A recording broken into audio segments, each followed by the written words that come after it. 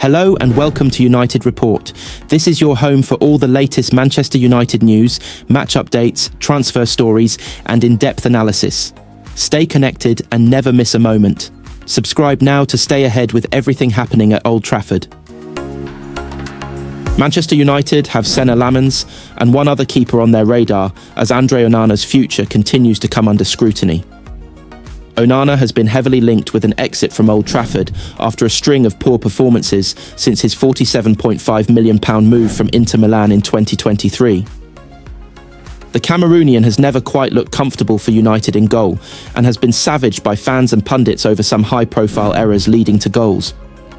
United Report understands that Onana, along with Manchester City counterpart Ederson, are both wanted by Saudi Arabian clubs, with neither club planning to stand in their way. United boss Ruben Amorim is said to be plotting a huge summer overhaul, with up to 8 players, including Onana, in danger of getting the axe. Lamens, 22, is regarded as one of the world's outstanding young prospects, despite playing less than 50 senior games.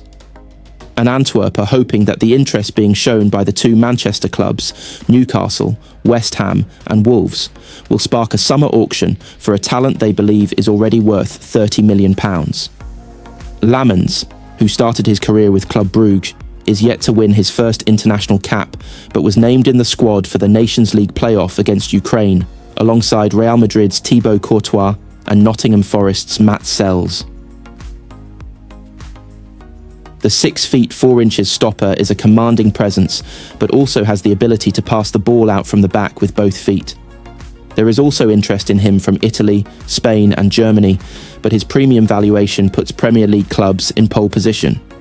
Meanwhile, Lille shot-stopper Chevalier is also thought to be admired by Old Trafford officials as they seek a reliable number 1 between the sticks, with backup Altay Bayindir also linked with the exit door after being frustrated by a lack of minutes. United's rivals Manchester City said to be chasing both Lamens and Chevalier because of their ability to play out from the back. Chevalier is set to set clubs back around £40 million after dazzling during 26 games in League One this season and another 10 in the Champions League. City are looking for a new keeper in case Ederson departs after the Brazilian earned criticism for lapses in concentration this season, while links to Saudi Arabia have also emerged. City are also keen on Porto's Diogo Costa, but will have to pay £70 million for the Portuguese international.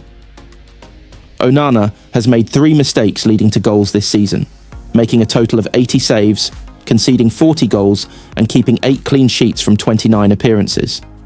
Ederson has only made 19 appearances, but has made 2 errors leading to goals, with 48 saves, conceding 23 and keeping 5 clean sheets. Manchester United are already looking ahead to the future during the international break, with many big decisions in the pipeline for those in power. Ruben Amorim wants to reshape his squad in the summer transfer window, while Sir Jim Ratcliffe and his Ineos leadership team are continuing to make unpopular decisions behind the scenes. United sit 13th in the Premier League, with 9 matches of a miserable campaign remaining. Ratcliffe's first year in charge has not been a successful one, with the petrochemicals billionaire making huge changes in a bid to save money. He has ambitious plans to build a brand new stadium to replace Old Trafford, while he hopes that Amorim will succeed in turning things around on the pitch, as the uncertainty since the departure of Sir Alex Ferguson 12 years ago continues apace. Marcus Rashford's loan move to Aston Villa has started out promisingly, with the United striker getting back into the England squad after a year on the outside thanks to his form. He has contributed 4 assists for Villa since leaving Old Trafford for the rest of the season, and his future is the subject of some speculation. Villa have the chance to make the move permanent, with United hoping they will stump up as much as £60 million to sign him, given Amorim has no interest in offering him a route back into his starting 11. Rashford has previously been tempted to move abroad, with Barcelona one of his favoured destinations. However, that possibility could be a non-starter, with reports in Spain suggesting that Barca are interested in signing Atalanta's Ademola Lookman instead of Rashford. Lookman would cost around £25 million, €30 million, much cheaper than the England forward. Sir Jim Ratcliffe is facing a backlash to his plans to build a new £2 billion, 100,000-seat stadium on the Old Trafford site.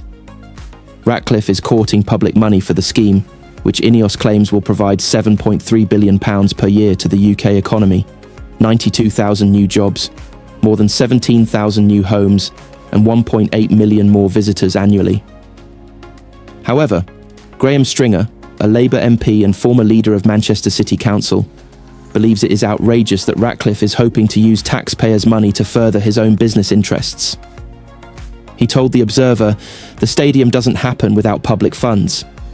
Any representations to local or central government for public money to go into this scheme should be refused."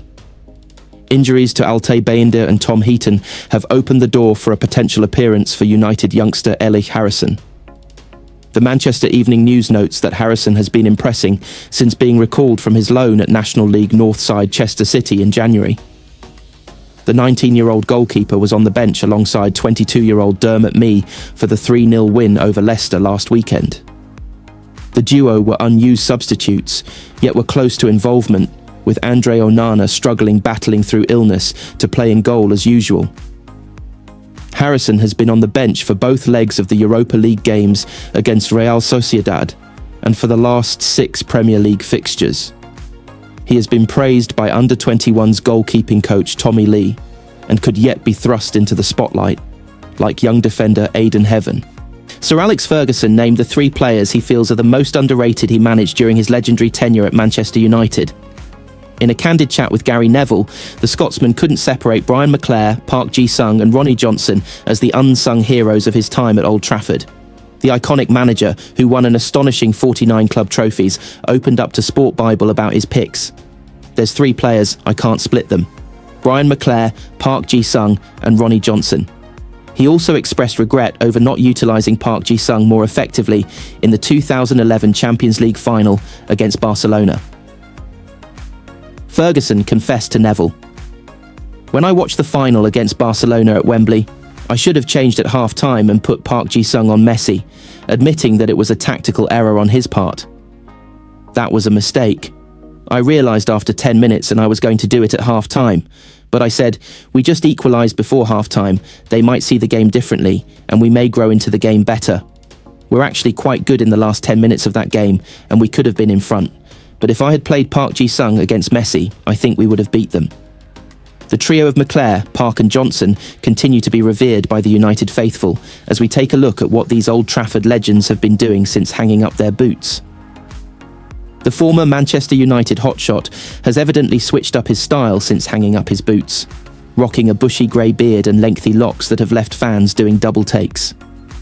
The ex-forward, now 61 and host of Life with Brian podcast, revealed his hairy transformation leads to some entertaining mix-ups with supporters. He said it happens an awful lot more than I ever imagined it would, particularly the fact I'm covered in this lovely grey stuff that's growing out of my face. It's entertaining listening. Sometimes I've been in situations where my name has cropped up and they've no idea it's me, which is pretty bizarre. McClair, known affectionately as Chocky during his playing days, even had a quirky response when people question him on his identity. What I tend to say now when they ask if I'm Brian McClair is, "I used to be," which is quite flummoxing for a lot of people. How can you used to be? Who are you now? What are you now? The Norwegian basked in the glory of a successful stint at Old Trafford, hoisting 3 Premier League trophies alongside an FA Cup and a Champions League winners' medal under Ferguson's tenure. Admired for his versatility on the pitch, Johnson served as a linchpin in defence and midfield across his fruitful 5 seasons with the Red Devils. After his departure from United in 2002, he had brief spells at Aston Villa and Newcastle before hanging up his boots in 2008 after a 3-year stint with Vålerenga in his homeland of Norway. Choosing to pursue his coaching badges, the 55-year-old was named head coach of AIK Tonsberg, a team in Norway's second-tier football league. He only spent a year at the club before being appointed as assistant coach for the Norwegian women's under-23s in 2023. In addition to his coaching responsibilities, Johnson has also dabbled in media, working as a pundit and analyst for United games on Norwegian broadcaster TV2. During his 7 years in Manchester, Park Ji-sung became the most decorated Asian player in history, boasting 4 league titles, a Champions League trophy, and 4 League Cups. The ex-South Korea international played just 2 more seasons before retiring, featuring for Queen's Park Rangers and then returning to his old club PSV Eindhoven for the 2013-14 season. Like Johnson, he chose to complete his coaching badges and took the reins of QPR's under-16 side as part of his coaching B licence. After leaving the West London club, Park joined K-League 1 team Jeonbuk Hyundai Motors as their technical director in 2022. He made some bold moves at the club, including bringing in former Chelsea ace Dan Petrescu as manager. However, the Romanian's tenure was short-lived as he stepped down mid-season. Park then transitioned into an advisory role at the club, which saw another ex-Chelsea player, Gus Poyet, take over the managerial reins last year.